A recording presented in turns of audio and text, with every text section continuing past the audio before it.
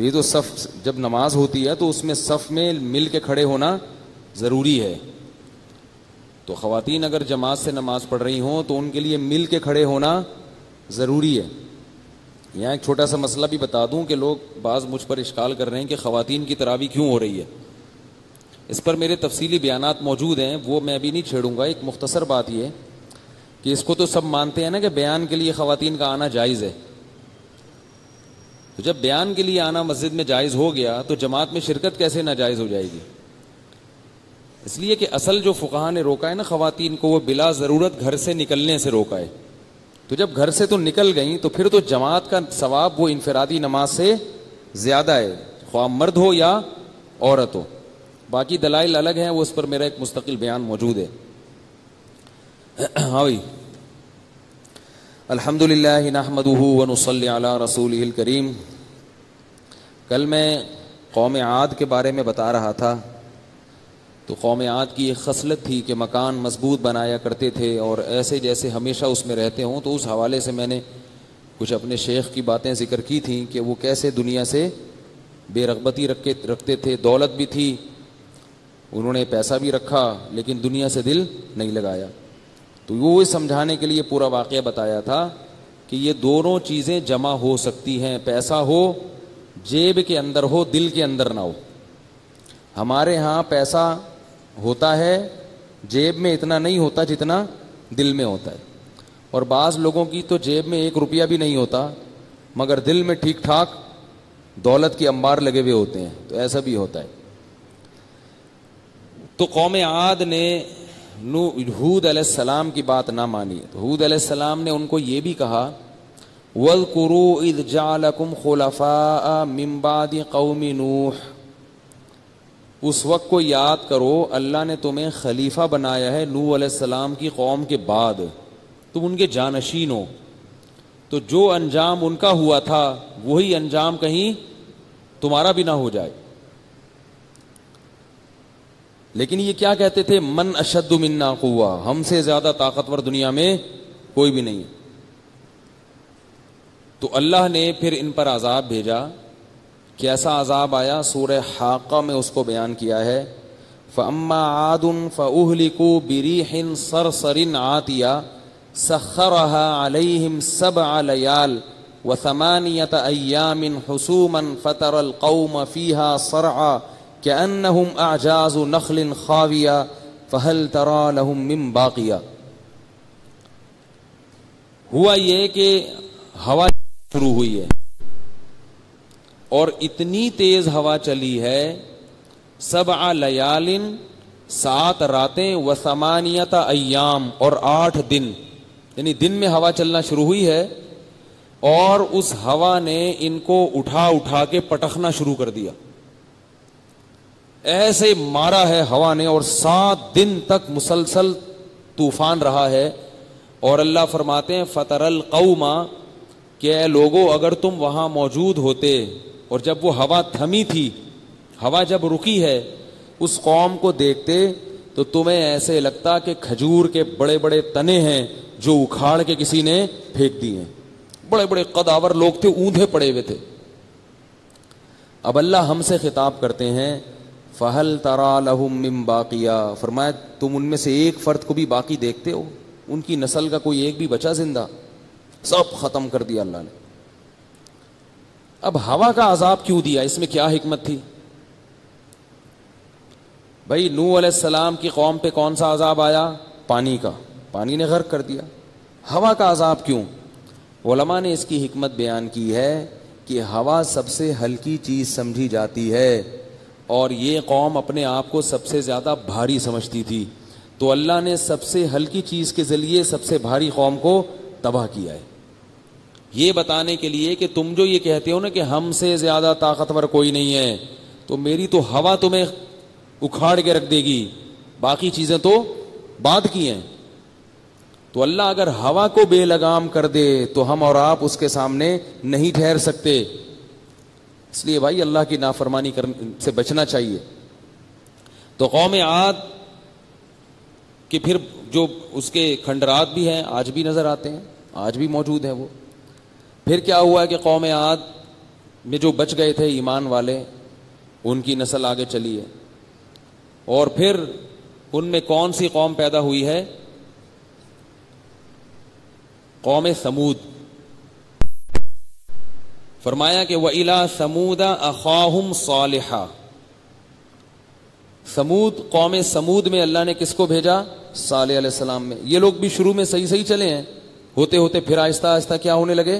خراب. جیسے ہماری بھی ہر آنے والی نسل پہلے سے زیادہ خراب ہے. ہم اپنے باپ داداؤں کو دیکھتے ہیں تو وہ دین پہ زیادہ تھے، اس دور کی نسل کو دیکھتے ہیں تو دین سے دور ہیں. اگلی نسل کی پیشگوئی کیا ہے کہ وہ دین سے اور زیادہ دور ہوگی، کیونکہ شیطان تو لگا ہوا ہے نا اپنے کام میں. اور شیطان کی دو قسمیں ہیں، قرآن نے بیان کی ہے، من الجنتی والناس. کچھ جنات میں سے ہوتے ہیں اور کچھ انسانوں میں سے بھی ہوتے ہیں. تو انسانوں والے شیاطین کون سے ہیں؟ وہ ہے میڈیا. ڈرامے دکھا کے، فلمیں دکھا کے، اور ایسے پیغام آپ کو دیتا ہے، ایسے میسج دیتا ہے کہ آپ مذہب سے آہستہ آہستہ دور ہو جائیں. صراحتاً مخالفت نہیں کریں گے مذہب کی، لیکن آپ کو آہستہ آہستہ مذہب سے دور کر دیں گے. اب آپ رمضان میں دیکھ لیں ٹیلی ویژن پہ جو پروگرام آ رہے ہیں، میں تو نہیں دیکھتا الحمدللہ، لوگ بتاتے ہیں کس طرح لڑکیاں بے تکلف گپیں لگ رہی ہیں، ہا ہا ہو ہی لگا ہوا ہے. تو رمضان میں تو انسان کم از کم نظر کی حفاظت کرے بھائی. اسی طرح یہ جو کرکٹ کے ٹورنامنٹ ہیں جو رمضانوں میں منعقد کیے جاتے ہیں، یہ بھی آپ کو اللہ کی عبادت سے غافل کر دیتے ہیں. مجھے اپنے بچپن کا وہ زمانہ یاد ہے کہ جب ہمارے اسکول کے لڑکے رمضان میں مسجدوں کو آباد کرتے تھے. جو آوارہ اوباش لڑکے ہوتے تھے نا، وہ بھی مسجد میں آ جاتے تھے تلاوت کرنے کے لیے کہ اب روزہ ہے تو اب کیا کریں بھائی، اب تلاوت کرو. لیکن مجھے یاد ہے کہ ہماری کالونی میں رمضان فیسٹیول ٹورنامنٹ شروع کیا گیا. اس ٹورنامنٹ کی یہ رہوست تھی کہ جتنے لڑکے مسجد میں آگے بیٹھتے تھے کہ بھائی روزہ ہے، اب کچھ تو نہیں ہو رہا تو عبادت کرو.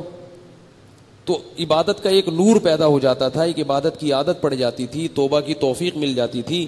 وہ عبادت ساری رمضان میں چھوٹ گئی ان کی. 2-4 لوگ رہ گئے، باقی سارے کیا کرتے تھے؟ سارا دن بیٹھ کے ٹورنامنٹ دیکھتے تھے. اور وہ ٹورنامنٹ پھر نائٹ بھی چلتے تھے. نائٹ چلنے کا یہ نقصان ہوتا تھا کہ رمضان کی جو آخری 10 مقدس راتیں ہیں ان کو بھی لوگ تباہ و برباد کر دیا کرتے تھے. ورنہ جو سست سے سست لوگ ہیں نا، وہ بھی رمضان کے آخری راتوں میں کچھ نہ کچھ عبادت کر لیتے.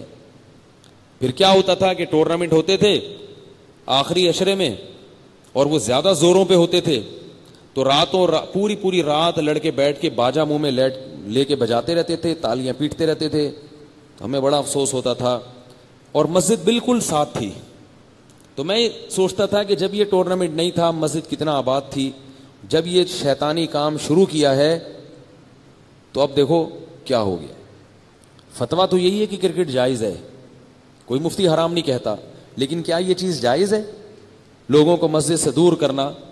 اور عین اس مہینے میں جس میں عبادت کا زور ہوتا ہے آپ نے کرکٹ کے میچز لگا دیے اور گیند بلہ قوم کے ہاتھ میں پکڑا دیا اور چھکے اور چوکوں پہ خوش ہو رہے ہو. اللہ قرآن میں اپنی کتنی نعمتیں بیان کر رہا ہے کہ میری طرف آؤ. میں آج ہم نے سورہ نحل پڑھی ہے، اس سورہ نحل میں شروع سے لے کر آخر تک اللہ کی نعمتیں ہی نعمتیں بیان ہوئی ہیں. والخیل والبغال والحمیر لترکبوها وزینۃ ویخلق ما لا تعلمون وأوحى ربك إلى النحل ان اتخذی من الجبال بیوتا. تیرے رب نے شہد کی مکھی کو سکھا دیا تمہارے لیے شہد تیار کرتی ہے.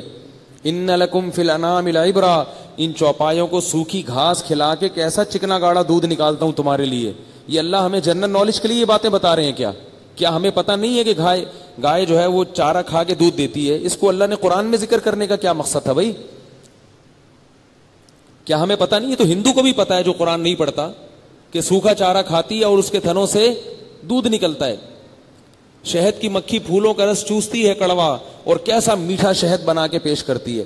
فیہ شفاء للناس، لذت بھی ہے اور بیماریوں سے شفا بھی ہے. واللہ جعل لکم من انفسکم ازواجا جعل لکم من انفسکم ازواجا، اللہ نے تمہارے لیے جوڑے بنائے مرد اور عورت. اور وجعل لکم من ازواجکم بنینا، پھر ان سے تمہیں اولادیں دی ہیں، اس نے بیٹے دیے ہیں. وجعل لکم من ازواجکم بنین وحفدا، اور ان بیٹوں سے پھر تمہیں اور مزید اولادیں دی، بڑھاپے میں تم دادا نانا بن جاتے ہو. فرماتے ہیں فبالباطل یؤمنون، ان دلائل کو چھوڑ کر تم کس کے پیچھے بھاگ رہے ہو بھائی؟ یہ سارے کام جو رب کر رہا ہے تمہارے لیے، ایک نظام بنایا، اس کے پیچھے کیوں نہیں بھاگتے؟ اس کی طرف کیوں نہیں جاتے ہو؟ یہ سارا تو اس نے کیا ہے، ان میں کوئی ایسا کام ہے جس میں ہمارا ارادہ ہو اور ہماری قدرت ہو؟ اللہ سب کو اگر ایک جنس کا بنا دیتا تو دنیا میں محبتیں قائم نہ ہوتی. سب مرد ہوتے یا سب عورتیں ہوتی تو نہ ہمیں اولادوں کی نعمت ملتی، نہ وہ محبت ہوتی جو میاں بیوی کے اندر محبت اللہ نے قائم کی ہے. اس سارا نظام دنیا کا پھیکا ہو جاتا اور سارا دنیا کا نظام جو ہے کرکرا ہو جاتا، سارا مزہ دنیا کا. ایک ایک چیز اللہ نے سورہ نحل میں آج یہ جو ہم نے آج سورت پڑھی اس میں بیان کی. فرمایا الم یروا الی الطیر مسخرات فی جو السماء، آسمان میں اڑتے ہوئے پرندوں کو دیکھو. ما یمسکہن الا اللہ، کیسے ان کا تناسب قائم ہوتا ہے. ہوائی جہاز جو ایجاد ہوا ہے نا، وہ پرندوں کے پروں کو دیکھ کے ایجاد ہوا ہے کہ یہ کیسے اڑتے ہیں.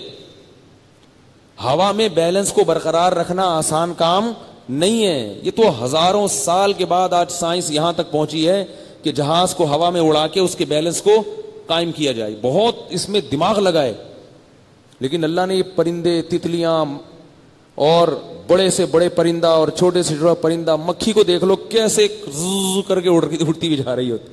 چڑیاؤں کو دیکھ لو، شاہین کو دیکھ لو، گدھ کو دیکھ لو. اللہ فرماتے ہیں کیسے آسمانوں میں اڑ رہے ہیں. ان کو بیلنس قائم رکھنا اور ان کے یہ توازن یہ کس نے سکھایا ہے ان کو؟ جعل لکم مما خلق ظلالا وجعل لکم من الجبال اکنانا وجعل لکم سرابیل تقیکم الحر وسرابیل تقیکم باسکم. گھروں کی نعمت کو اللہ نے بیان کیا کہ گھر تم جس میٹیریل سے بناتے ہو یہ کہاں سے آتا ہے تمہارے پاس. واللہ جعل لکم من بیوتکم سکنا، ان گھروں کو تمہارے لیے قرار کا اس نے ذریعہ بنایا. مکان میں جا کے جب لیٹتے ہو نا تو یہ دیکھو یہ سیمنٹ بجری کہاں سے آئی ہے. سب چیزیں اللہ نے پیدا کی ہیں جن کو جوڑ توڑ کے انسان گھروں کو بنا لیتا ہے. اور فرمایا کہ گرمیوں میں ان جانوروں کے بالوں سے تم گرم کپڑے بناتے ہو. لحاف میں روئی کتنی بڑی ہوتی ہے، کمبل کہاں سے آتا ہے. یہ ساری وہ چیزیں ہیں جو اللہ نے بنائی ہیں جن کو جوڑ توڑ کے انسان نے کمبل بنا لیے، جیکٹ بنا لیے، جوتے بنا لیے. فرمایا کہ تستخفونها یوم ظعنکم ویوم اقامتکم، ایسے بستر بناتے ہو، ایسے لحاف بنا لیتے ہو اللہ کی بنائی ہوئی چیزوں سے جو ہلکی ہوتی ہیں. سفر میں اور اقامت میں، قیام میں تمہیں وہ ہلکی لگتی ہیں، اٹھا کے آرام سے سفر کر لیتے ہو. تو پوری اللہ نے نعمتیں بیان کی ہیں. یہ اس لیے کہ لوگ کس کی طرف متوجہ ہوں؟ اللہ کی طرف. ابھی رمضان کا مہینہ آیا تھا، لوگوں کے دل نرم تھے اللہ کی عبادت کریں، تو حکومت کیا لگا دیتی ہے؟ ٹورنامنٹ شروع ہو جاتے. ابھی بھی سنا ہے کوئی کرکٹ کا کوئی شروع ہو گیا، واللہ والا انڈیا پاکستان کے میچ شروع ہو جائیں گے. دیکھو اب بیٹھ کے سارا دن بیٹھ کے دیکھتے رہو کہ وہ ڈنڈا اٹھا کے ادھر گیند پھینک رہا ہے، وہ بالنگ کرا کے ادھر وکٹوں میں مار رہا ہے. اس میں کیا ہے؟ اس میں کیا چیز ہے؟ کوئی چیز ہے اس میں؟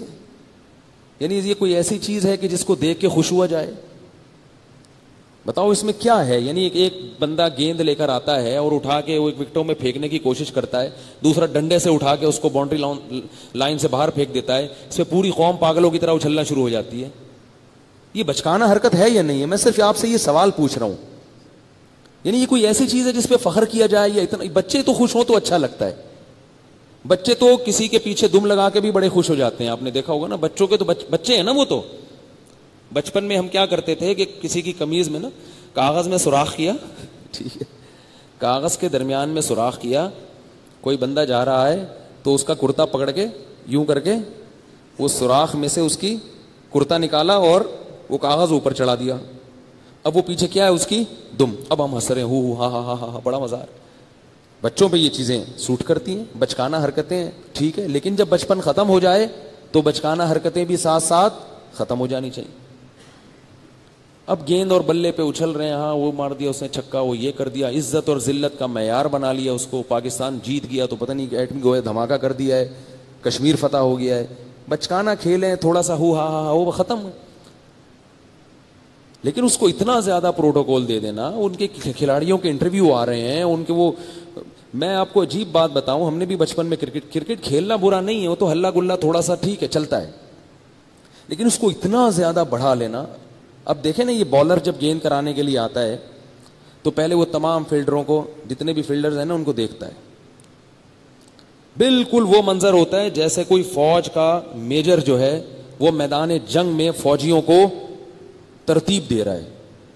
تو میدان جنگ میں کوئی آرمی کا آفیسر اگر فوجیوں کو جگہ بتا رہا ہو اور سوچ رہا ہو اور کہے تم تھوڑا سا یوں ہو جاؤ گے, نہیں تھوڑا سا, تو سمجھ میں آتا ہے کہ بھائی وہاں سے بھی گولیاں چلنے والی ہیں, ملک کی پوری تقدیر داؤ پہ لگنے والی ہے, قوم کا مستقبل, قوم کے مستقبل سے کھیلا جا رہا ہے. ابھی اس میں پلان بنایا جائے, سوچا جائے, تبھی آئی ایس ایس بی میں بھرتی ہونے کے لیے بڑے ذہین لوگوں کو لیا جاتا ہے. آئی ایس ایس بی میں جو امتحان ہوتا ہے نا, وہ یہ دیکھا جاتا ہے کہ یہ پلاننگ کرنے کے قابل بھی ہے یا نہیں ہے. لیکن یہی صورتحال کرکٹ کے میدان میں بھی ہوتی ہے, جس میں نہ کوئی جنگ ہو رہی ہے, نہ کوئی بندہ مرنے والا ہے, نہ کوئی زندہ ہونے والا ہے, کچھ بھی نہیں ہونے والا. وہ ایسے پلاننگ کر رہا ہے نا, بالر ہو گئے تھوڑا سا ادھر ہو جاؤ گے, نہیں تھوڑا سا ادھر ہو جاؤ. بھائی وہ گیند جب آئے گی تو ڈنڈے سے اٹھا کے وہ پھینکے گا, اس میں کیا تھوڑا سا ادھر ہو گئے تھوڑا سا ادھر ہو گئے, وہ تو تکا ہے نا, تکا. تبھی تو دیکھیں اس میں تکے لگتے ہیں, چھکے پہ چھکا لگ رہا ہے, نہیں لگ رہا تو پہلی بال پہ آؤٹ ہو کے آ گئے. اور اس پہ قوم اتنی عزت دیتی ہے, کھلاڑیوں کو کندھے پہ اٹھا اٹھا کے گھمایا جا رہا ہے. تو اللہ کے بندو, کھیل کو کھیل سمجھو, عزت اور ذلت کا معیار نہیں سمجھو. تبھی میں کہتا ہوں کرکٹ کے علاوہ کچھ اور کھیل لو, کیونکہ اس میں عزت اور ذلت بہت زیادہ سمجھی جانے لگی ہے. یہ کھیل نہیں رہا ہے یہ, اور یہ ہوتا اس کا دورانیہ بہت لمبا ہے. ایک میچ ختم ہوگا تو دوسرا شروع, دوسرا ختم ہوگا تو تیسرا شروع. تو رمضان کی راتیں برباد ہو جائیں گی آپ کی, رمضان کے دن برباد ہو جائیں گے اگر آپ نے اپنے آپ کو کرکٹ میں لگایا. اللہ کہتے ہیں ففروا الی اللہ, اللہ کی طرف آؤ, وہ تمہارا رب ہے, وہ تمہیں بلا رہا ہے مسجدوں کی طرف, وہ تمہیں کہہ رہا ہے میرے کلام کو سنو, میری باتوں کو سنو, اور آپ دلچسپی کس میں لے رہے ہیں؟ کھیل میں. تو یہ بھی وہ شیطان ہے جس کا اللہ نے سورہ ناس میں ذکر کیا, من الجنتی والناس, جو لوگوں کو اللہ کے راستے سے روکتا ہے. بات آ رہی ہے سمجھ میں؟ تو میں بات کیا کر رہا تھا, ان کی بات تو میں کر رہا تھا, یہ یہاں سے کہاں ادھر کدھر سے آئی, کیونکہ پھر وہ اس سے لنک جڑتا ہے نا. وہ تو میں کر رہا تھا صالح علیہ السلام, قوم سمود کی بات تو ہو رہی تھی, لیکن یہ یہاں سے ٹرن کدھر سے مارا ہے یہ, تو یہ وہ تاکہ وہ جڑتا ہے نا, وہ کسی وجہ سے, چلو آ جائے گا ذہن میں انشاءاللہ. ہیں وہ تو ٹھیک ہے, وہ تو شیطان تو آتا ہے انسان کے اس میں, وہ تو پتہ ہے مجھے, ٹھیک ہے نا, وہ ٹھیک ہے. اچھا خیر, تو میں بات یہ کر رہا تھا کہ قوم سمود جو تھی, قوم سمود, ہاں میں یہ کہہ رہا تھا کہ آہستہ آہستہ نسلیں کیا ہو جاتی ہیں, خراب ہونا شروع ہو جاتی ہیں. اور کیوں خراب ہوتی ہیں؟ کہ جو شیطان ہے, دونوں قسم کے شیطان, چاہے وہ جنات میں سے ہوں چاہے وہ انسانوں میں سے ہوں, وہ اپنی محنت نہیں چھوڑتے. تو اب ہمارے باپ دادا نیک تھے, ہم نیکی میں ان سے کم, اور اگلی نسل ان سے بھی کم. اور اللہ کا یہ قاعدہ ہے کہ اللہ نے کافر کے لیے تو آخرت رکھی ہے جہنم کا عذاب, لیکن جو ایمان والے دنیا میں جب بدعمالی اختیار کرتے ہیں من حیث القوم, تو ان کو دنیا میں سزا ملتی ہے, آخرت میں تو ملے گی, دنیا میں بھی ملتی ہے, کیونکہ وہ مقتدا تھے, وہ رہبر تھے, ان کو دوسری قوموں نے فالو کرنا تھا, غیر مسلم قوموں نے. اس کی ہمیں بنی اسرائیل سے مثال ملتی ہے کہ اللہ نے جب بنی اسرائیل خراب ہو گئے تو اللہ نے ان کو فرعون کا غلام بنا دیا, اور خوب دھنائی لگی ہے بنی اسرائیل کی, بہت ظلم ہوا بنی اسرائیل پر. جب ظلم سہتے سہتے تنگ آ گئے تو پھر موسیٰ علیہ الصلوۃ والسلام کو انہوں نے قبول کیا ہے کہ کوئی نبی آئے ہمارے اندر. اگر اللہ ویسے ہی بھیجتے تو پتہ نہیں یہ مانتے بھی کہ نہیں مانتے. پھر اللہ نے ان سے قربانیاں لی, پھر ان کا دوبارہ سے عروج ہوا ہے, اور پھر اللہ نے ان سے وعدہ کیا کہ اگر تم نے دوبارہ بدعمالی اختیار کی تو میں دوبارہ تمہیں پس کر دوں گا, دوبارہ ذلیل کر دوں گا. پھر اللہ نے ایک دفعہ ذلیل کر کے دوبارہ ان کو عزت دی, اور پھر دوبارہ جب ان کا زوال ہوا تو اللہ نے کہا کہ اب تمہیں دوبارہ عزت کبھی بھی نہیں ملے گی, قیامت تک تم پر کوئی نہ کوئی مسلط رہے گا. اور اب یہودی نام گالی بن چکا ہے. یہودی کے خلاف آپ فرانس میں چلے جائیں, وہ لوگ بھی بولیں گے یہودی 2 نمبر ہوتے ہیں. ایران میں چلے جاؤ, وہ بھی بولے گا یہودی کیا ہوتا ہے, 2 نمبر ہوتے ہیں. ویسے تجارت میں ایک نمبر ہوتے ہیں وہ مالی لین دین میں, کیونکہ وہ چھوٹی چھوٹی نیچ حرکتیں کر کے اپنا امیج خراب نہیں کرتے, وہ بڑی بڑی 2 نمبریاں کرتے ہیں. ایک دفعہ ایک بندہ آیا میرے پاس, چور تھا وہ, تو مجھ سے اس نے پیسے لیے 2-4 ہزار, مجھے نہیں پتا تھا یہ بہت بڑا چور ہے, تو واپس لا کے دے دیے 2-4 دن کے بعد. مجھے کسی نے بتایا کہ یہ تو چور ہے, یہ واپس نہیں دیتا. تو میں نے کہا یار آپ نے واپس کیوں دے دیے؟ اس نے کہا یہ 2-4 ہزار روپے کی ہم چوریاں نہیں کرتے. اس نے کہا یہ 2-4 ہزار روپے ہم کسی کے نہیں کھاتے, جب ہم کھاتے ہیں تو لمبا ہاتھ مارتے ہیں, ٹھیک ہے نا. تو یہ جو یہودی لوگ ہیں نا, یہ بڑے ڈسپلن اور امانت دار اور معاملات میں صاف, یہ چھوٹی چھوٹی چیزوں میں ہیں. جہاں بڑے بڑے معاملات ہوتے ہیں نا, تو یہ کہتے ہیں ملکوں کو کھاؤ, قوموں کو کھاؤ, 1-2 بندے کو کھانے کی ضرورت نہیں ہے, ملکوں کو کھاؤ. سمجھ رہے بات کو؟ تو یہی حال کہ نسل آہستہ آہستہ خراب ہونا شروع ہو جاتی ہے. تو یہی حال کس کا ہوا؟ قوم سمود کا بھی. آہستہ آہستہ برائی آئی, اور وہی برائیاں ان میں بھی آ گئیں جو پہلے قوموں میں تھی. وہ برائی کیا؟ بت پرستی, عقیدت میں غلو. اب صالح علیہ السلام نے آ کے ان کو سمجھایا, سمجھاتے رہے سمجھاتے رہے سمجھاتے رہے, اور بھی برائیاں تھیں اس قوم میں. تو وہ قوم کیا کہنے لگی, کوئی معجزہ دکھاؤ,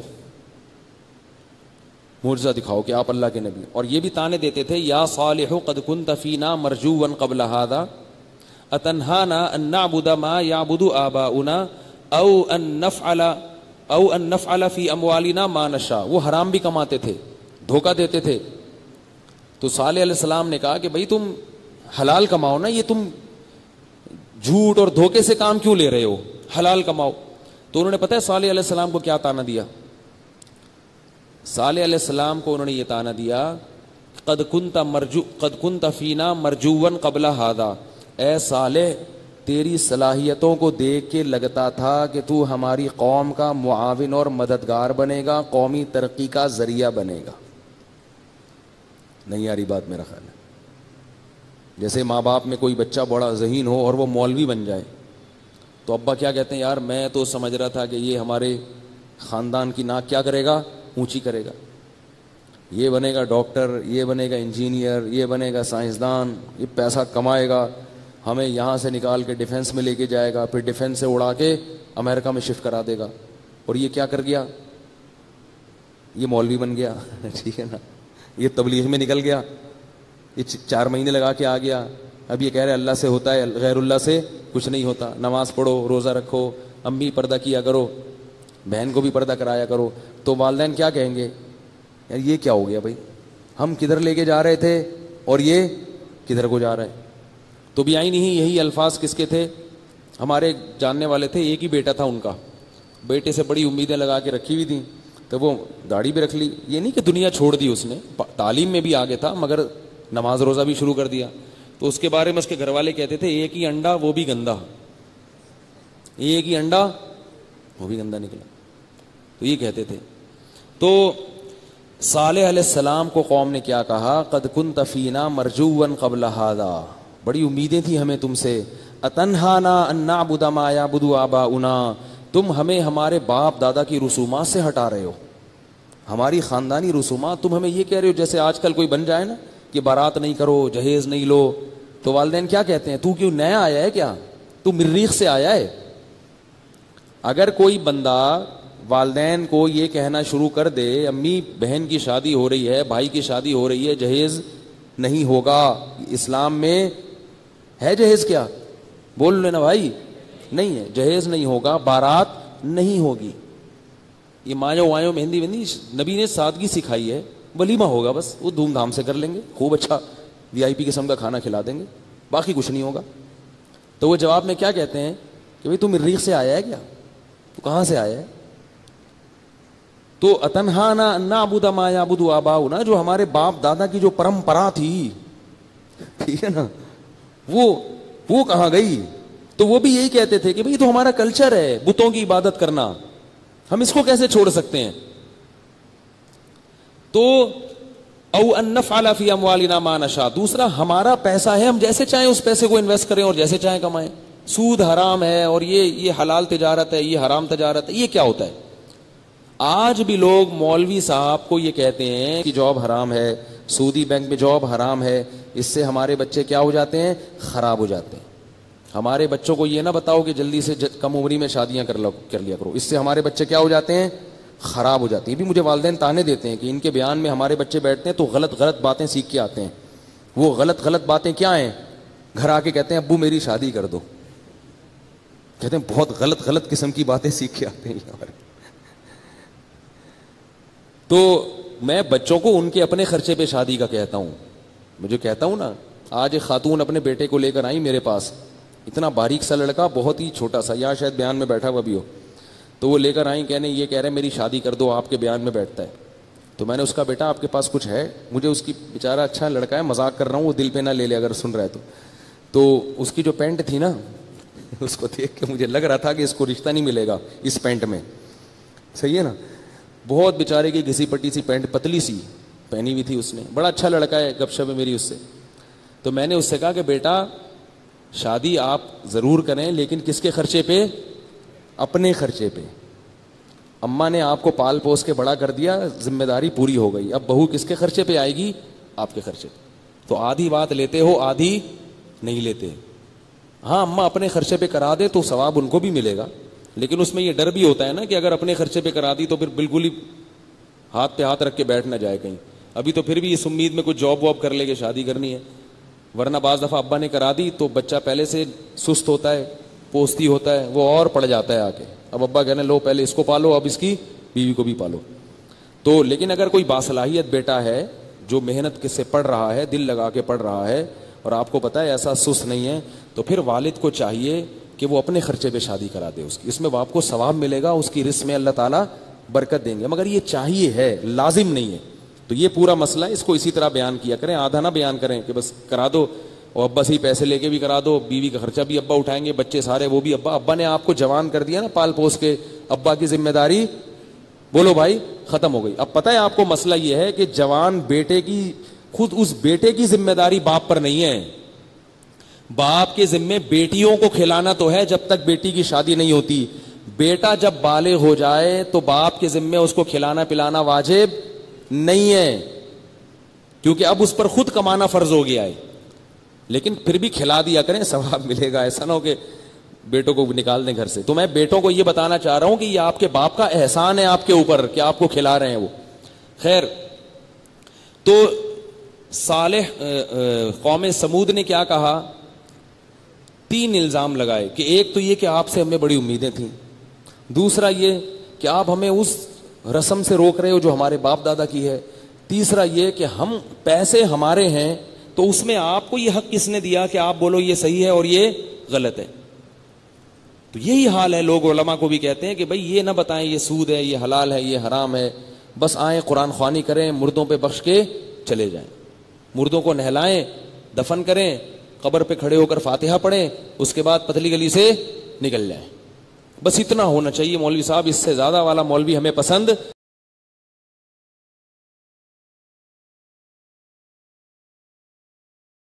میں خرابی ہے اس کو ہائی لائٹ کریں گے وہ. تو اب میں آگے چلتا ہوں, جلدی جلدی اس کو ختم کرتا ہوں. تو انہوں نے الزام لگایا, پھر وہ صالح علیہ السلام جب سمجھاتے رہے تو اور اللہ کے عذاب سے بھی ڈراتے رہے. تو انہوں نے کہا کہ اگر تم اللہ کے نبی ہو تو کوئی معجزہ دکھاؤ, کوئی نشانی دکھاؤ. صالح علیہ السلام اس لیے نشانی نہیں دکھاتے تھے کہ اللہ کی عادت ہے کہ اللہ جب کوئی بالکل 2 اور 2 4 کی طرح نشانی دکھا دیتے ہیں نا تو پھر مہلت نہیں دیتے. بعض لوگوں کا یہ مطالبہ ہوتا ہے کہ ہمیں اسلام کے برحق ہونے کی ایسی کوئی معجزہ نظر آ جائے. تو یاد رکھو, جب ایسی کوئی نشانی واضح نظر آتی ہے تو پھر اس کے بعد اللہ کی طرف سے مہلت ختم. پھر اگر ایمان نہیں لائے تو اللہ نہیں چھوڑتے. ابھی تو موقع ہے نا سوچنے کا, سوچو, اللہ کہتے ہیں مہلت دے رہا ہوں, سوچو یہ سچے پیغمبر ہیں, ان کی سیرت میں غور کرو, ان کی باتوں پہ غور کرو, سوچنے کا موقع ہے. تو ایسے ہی الٹے مطالبے شروع کر دیے انہوں نے. تو عجیب الٹا مطالبہ کیا کہ یہ جو پہاڑ ہے نا اس سے اونٹنی نکال کے دکھائیں. اب اونٹنی کا پہاڑ سے کوئی جوڑ بنتا ہے؟ بس وہی جو منہ میں آیا بک دیا. کوئی اونٹنی جو ہے نا اونٹنی نکال کے دکھائیں.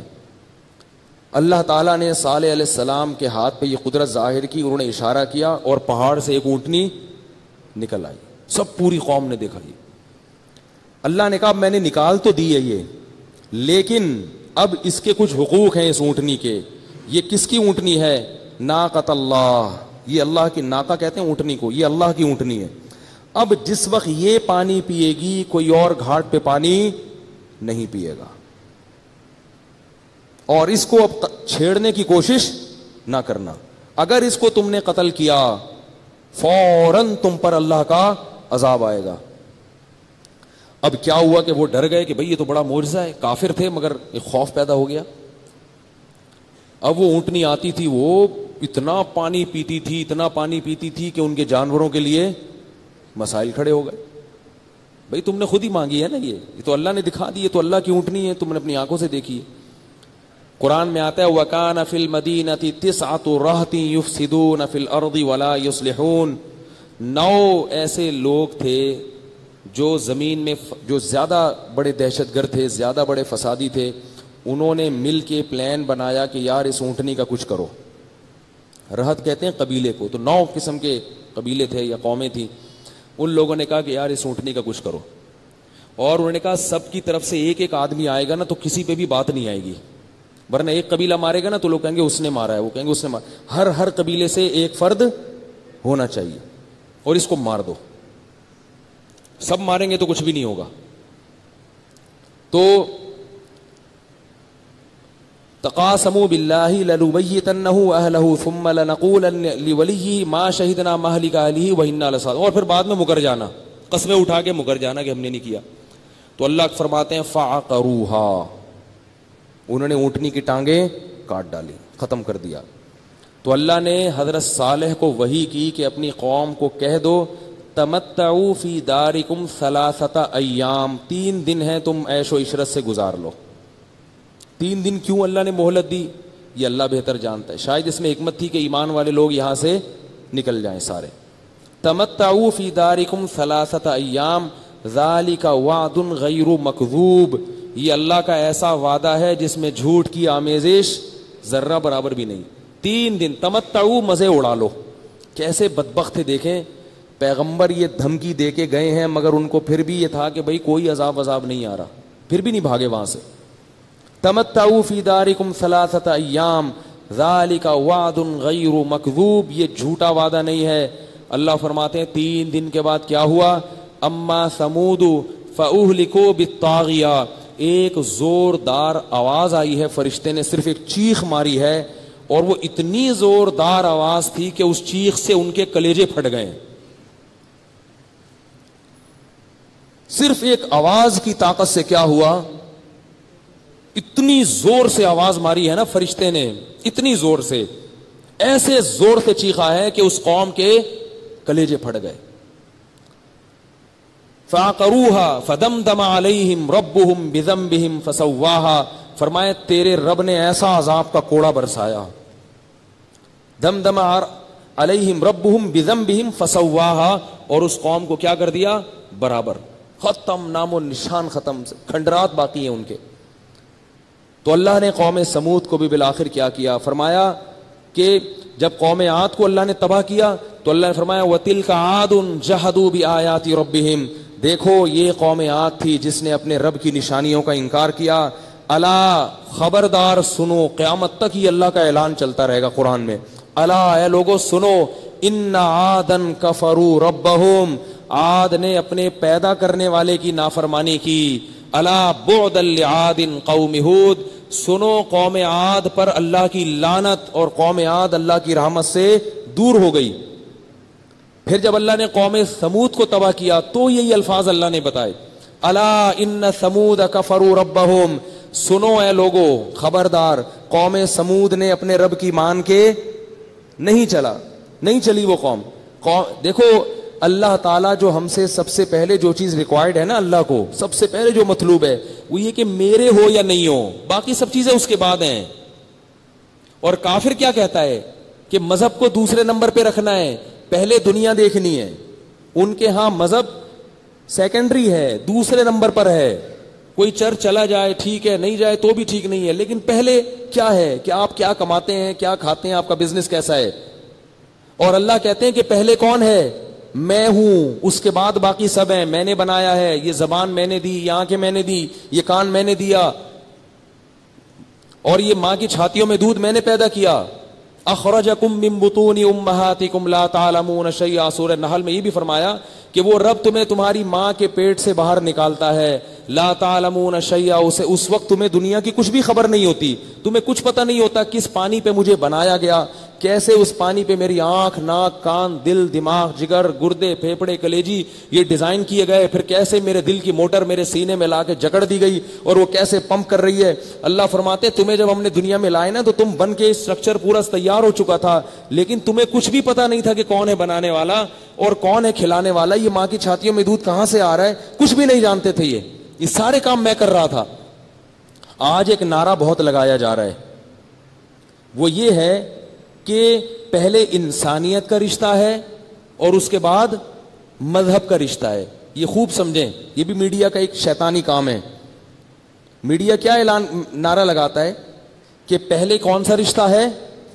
انسانیت کا. پھر کون سا رشتہ ہے؟ مذہب کا. لہذا ہم قانون سارے انسانوں کو دیکھ کے بنائیں گے اور سارے انسان مسلمان نہیں ہیں. مذہب کو بعد میں دیکھا جائے گا کیونکہ مذہب لوگوں کے کیا ہوتے ہیں؟ مختلف. لہذا اگر ہم انسان کی مفاد میں قانون بنائیں گے، اس میں اگر کسی مذہب کے مفاد پر، کسی کے مذہب کے مفاد پر زد پڑتی ہے تو پڑتی رہے. نہیں آ رہی میرا خیال ہے بات؟ یعنی وہ یہ کہتے ہیں کہ اگر ہم سارے انسانوں کو دیکھ کے قانون بنائیں گے نا، اس سے اگر مسلمانوں کے مفاد پہ زد پڑتی ہے تو پڑتی رہے، کیونکہ کسی کے مذہب کو رعایت پہلے انسان بعد میں کیا ہے؟ بعد میں ہم مسلمان ہیں. یہ غلط ہے، یہ 100% غلط ہے. وجہ اس کی یہ ہے کہ انسانوں کا رشتہ پہلے نہیں ہے، پہلے خالق اور مخلوق کا رشتہ ہے. پہلے ہم مخلوق ہیں، بعد میں انسان ہیں. نہیں آ رہی میرا خیال ہے بھائی؟ ہم مخلوق ہیں. مخلوق کسے کہتے ہیں؟ کریٹڈ، بنے ہوئے. پہلے کسی نے ہمیں بنایا ہے، ہم بنے ہوئے ہیں. اس کے بعد پھر اس کا احسان ہے کہ ہمیں جانور نہیں بنایا، اس نے کیا بنا دیا؟ انسان. تو پہلا رشتہ کس کا ہے؟ خالق اور مخلوق کا. یہی اللہ کا دعویٰ ہے قرآن میں کہ پہلے خالق ہے، انسانیت بعد میں ہے. لہذا ہر انسان کو خوش رکھنے کی کوشش کرو، چاہے وہ کافر ہو چاہے وہ مسلمان ہو. لیکن اگر کسی انسان کو فالو کرنے میں یا کسی انسان کو منانے میں خالق ناراض ہو رہا ہے تو پھر اس انسان کو ناراض کر دو، خالق کو ناراض مت کرو.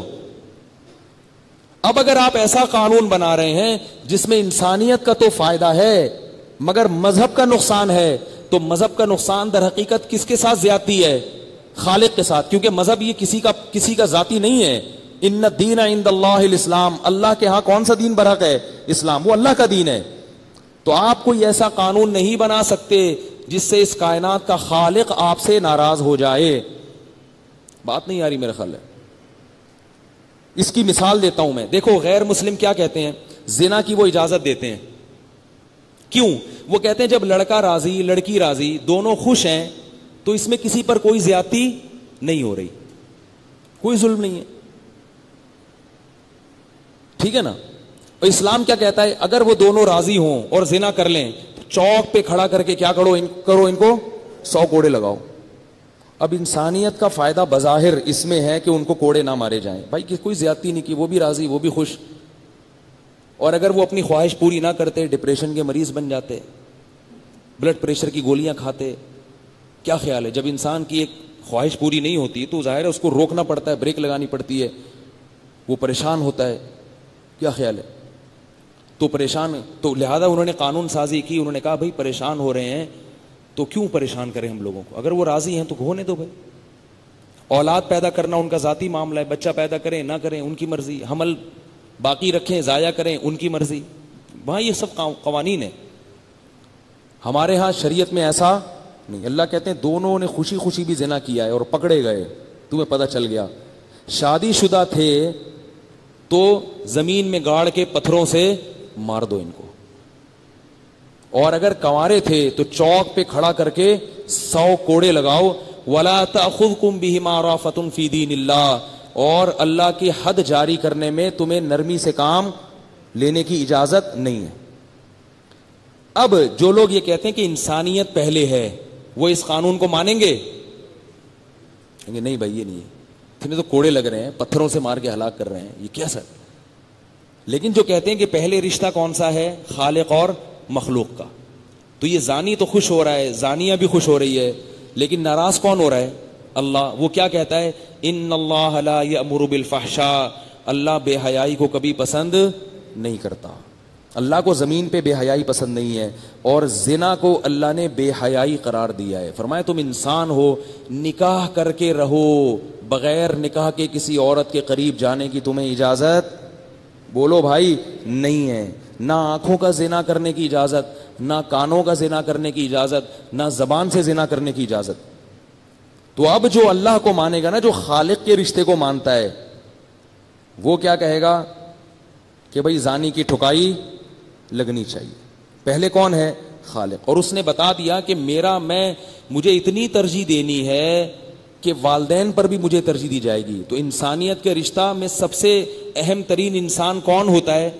والدین ہوتے ہیں نا بھائی. سب سے زیادہ آپ کی زندگی میں احسان کس کا ہوتا ہے؟ والدین کا. تو اللہ نے نبی کی زبان سے کہلوا دیا, لا طاعت لمخلوق فی معصیت الخالق. خالق کو ناراض کرنے میں کوئی کسی مخلوق کی اطاعت جائز نہیں, چاہے والدین ہی کیوں نہ ہو, ان کی ماننا بھی جائز نہیں ہے بالکل. ان کو بھی آپ, بلکہ مستحب چیزوں میں جہاں شریعت نے ترغیب دے دی ہے, وہاں اگر والدین روکتے ہیں تو بھی علماء کہتے ہیں کہ وہاں والدین کی اطاعت لازم نہیں ہے. جہاں شریعت نے ترغیب دی ہے نا کہ یہ کرو, اور والدین خامخواہ میں منع کریں آپ کو, وہاں بھی نہیں ہے. وہاں بھی آپ کر سکتے ہیں کیونکہ شریعت نے کہا ہے. تو اس لیے یہ جو انبیاء بار بار بیان کرتے ہیں نا, وہ کس کا تعارف کرواتے ہیں, انٹروڈکشن کس کا کرواتے ہیں؟ خالق کا. تو اللہ فرماتے ہیں ہم نے قوم سمود کو کیا کر دیا؟ تباہ و برباد کر دیا. اور اللہ نے پھر تباہ و برباد کرنے کی, جب قوم عاد کو تباہ کیا تو فرمایا تلک عاد, دیکھو یہ تھے عاد, جحدوا بآیات ربہم کفروا بربہم, اپنے رب کا انکار کیا اور کیسے یہ تباہ ہو گئے. وَأُتْبِعُوا فِي هَذِهِ الدُّنْيَا لَعْنَةً, اس دنیا میں بھی ان پر اللہ کی طرف سے لعنت ہوئی, اور آخرت میں بھی تباہ و برباد ہو گئے. پھر قوم سمود کا یہی حشر ہوا ہے.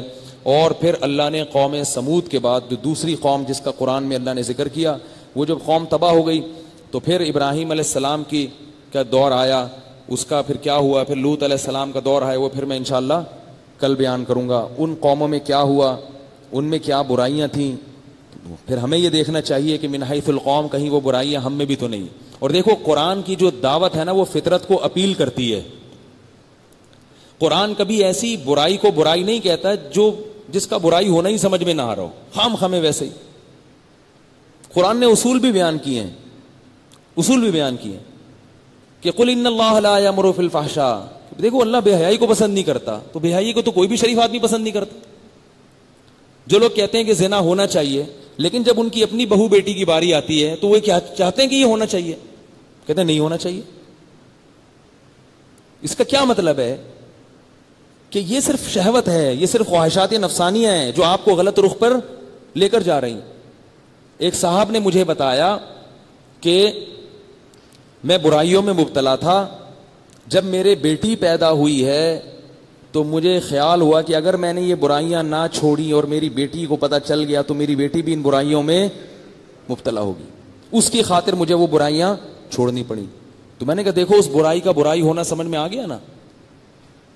برائی ہونا, جیسے میں شیعہ لوگوں سے سوال کرتا ہوں, شیعہ لوگوں سے, شیعہ کہتے ہیں کہ متع حلال ہے. شیعہ کیا کہتے ہیں کہ متع کانٹریکٹ میرج ہے نا, 2 دن کی, 1 دن کی, 4 مہینے کی, وہ کہتے ہیں بالکل حلال ہے. تو اور دلائل ہیں بہت سارے اس کے حرام ہونے کے. میں ایک دلیل یہ دیتا ہوں, شیعہ لوگوں سے کہتا ہوں کہ اگر کوئی سرعام آپ کی بیٹی کے لیے متع کا پیغام بھیجے کہ آپ 2 گھنٹے کے لیے اپنی بیٹی کو میرے نکاح میں دے دیں, تو یہ سنتے ہی نا وہ آگ بگولا ہونا شروع ہو جاتے ہیں. وہ کیسی مثال دے رہے ہو ہے بھائی, کیوں میری بیٹی کی کیوں مثال دے رہے ہو, میری بہن کی کیوں مثال دے رہے ہو. میں نے کہ اس کا مطلب ہے کہ اگر یہ حلال کام ہے تو آپ کو غصہ کیوں آ رہا ہے اس کے اوپر بھائی, جبکہ نکاح کے لیے لوگ خود آ کے بتاتے ہیں نا, مولوی صاحب میری بیٹی جوان ہو گئی ہے, کوئی رشتہ ہو تو بتائیں. کہتے ہیں نا کہ مولوی صاحب میری سسٹر کے لیے کوئی رشتہ بتا دیں, اچھا ہو, بندہ تمیزدار ہو. اس میں غیرت نہیں آتی کیونکہ یہ فطرت کے مطابق ہے. لیکن وہی آپ متع کی بات کریں, جو شیعہ لوگ متع کو حلال کہتے ہیں, کہ کسی شیعہ کے پاس جا کے بولیں کہ آپ کی بہن ہے معاذ اللہ نقل کفر, میں متع کرنا چاہتا ہوں, 2 گھنٹے کے لیے شادی کرنا چاہتا ہوں, وہ تھپڑ مار کے بھگا دے گا آپ کو, غیر کہ دفع ہو یہاں سے. تو آپ اس کو کہیں آپ کی کتابوں میں لکھا ہوگا چلو جاؤ یہاں سے. اس سے پتہ چلتا ہے کہ یہ قابل قبول نہیں ہے معاشرے میں, اور یہ غیرت اور حمیت کے خلاف ہے, شریعت اس کی اجازت نہیں دیتی ہے. تو اللہ نے ہمیں جو قرآن میں احکام دیے ہیں نا, اسلام کی سب سے بڑی خوبی, خدا کی قسم یہ ہے, فطرت اللہ التی فطر الناس علیہا, فرمائے یہ وہ نیچر ہے, یہ وہ فطرت ہے جس پر میں نے تمہیں پیدا کیا ہے. اس میں فطرت کے خلاف تمہیں کوئی حکم نہیں ہے. اگر اللہ ہمیں یوں حکم دے دیتے چھپکلیاں کھاؤ, کتے بلی کھاؤ, گائے نہیں کھاؤ, مرغی نہیں کھاؤ, تو عجیب سا ہو جاتا نا کہ اللہ کیا کھلا رہا ہے تو ہمیں بھائی. اللہ نے کہا پاکیزہ چیزیں کھاؤ اور یہ درندے کھانا چھوڑ دو.